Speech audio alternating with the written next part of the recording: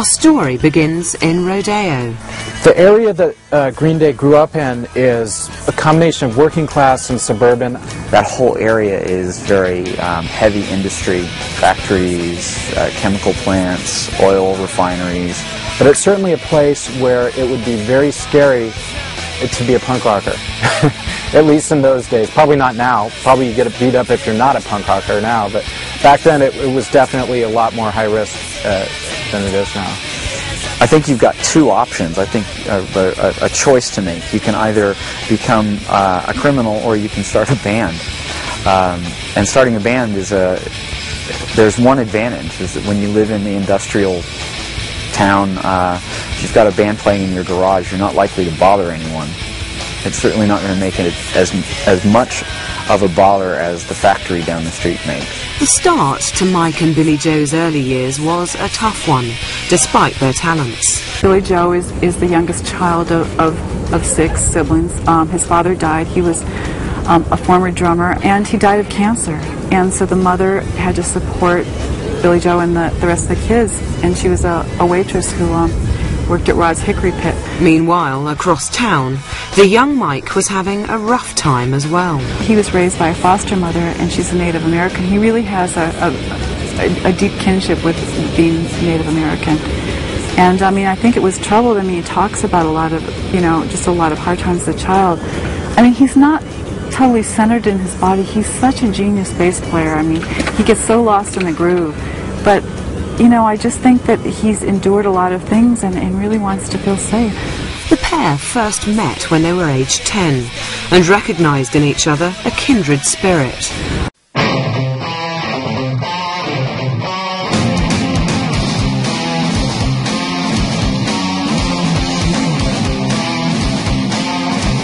And so it was that in 1987 they managed to recruit drummer John Kiftmeyer and began playing as a proper band, Sweet Children, and would play wherever they could be heard.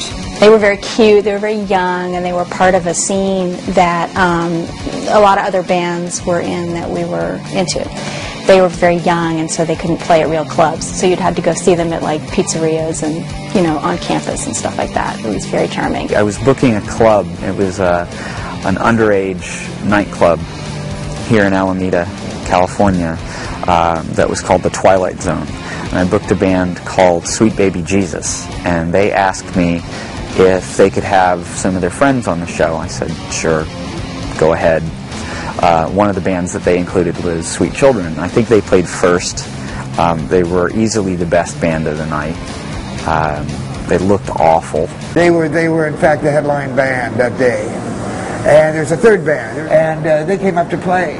And I leaned over to the singer, and I'd already known Trey Cool. And I was surprised to see him playing in the band, because I'd known him when he was like 11 years old. But I leaned over to the singer and said, hey, where are you guys? And he said, well, we're Green Day. And there was so much excitement going on. I remembered Green, and I said, who are they? Yeah, here they are, get ready for, here they are, Green. And Green, what was that again? Day. And I said, Green Day.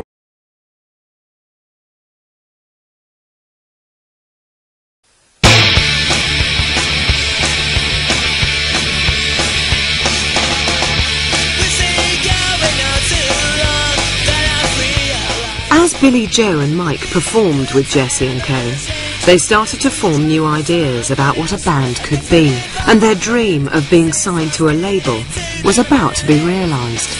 Lawrence Livermore, a 43-year-old perpetual adolescent, started Lookout Records. Larry, he was on welfare, and he took the money that he was getting from the government and he used it to put out records.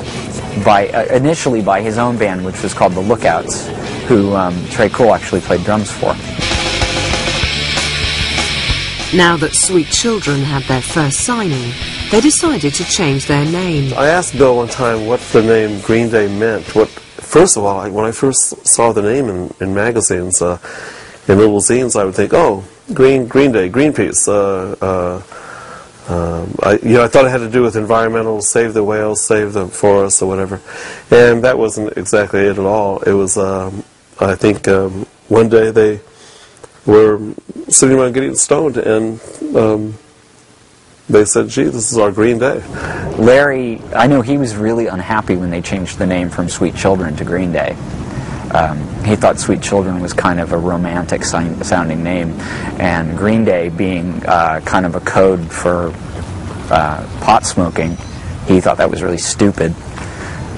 Almost didn't want to put out the record anymore. However, for the renamed band to succeed, it would mean hard work and determination, and a curtailing of their stoner habits, because from now on, they meant business. Green Day's first release came in 1989, a 7-inch EP called 1000 Hours. This was followed early in 1990 by their debut album, 39 Smooth.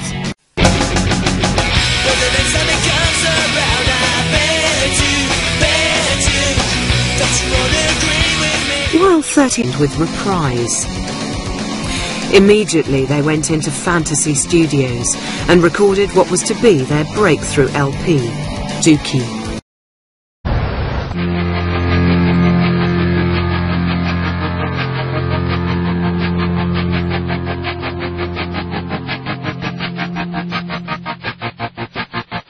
I walk a lonely road, the only one that I have ever known. Don't know where it goes, but it's home to me, and I walk alone.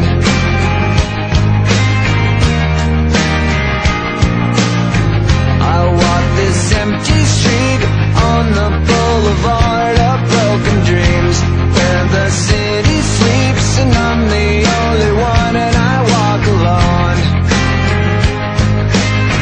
I walk alone, I walk alone. I walk alone, I walk up. My shadow's only one that walks beside me. My shallow heart's the only thing that's beating. Sometimes I wish someone up there will find me. Till then I walk alone.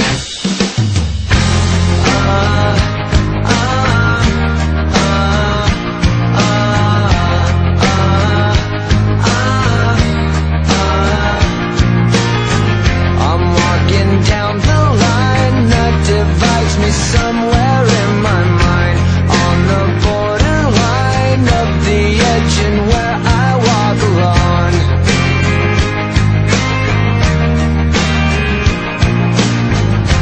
Read between the lines, what's up and everything's alright. Check my body.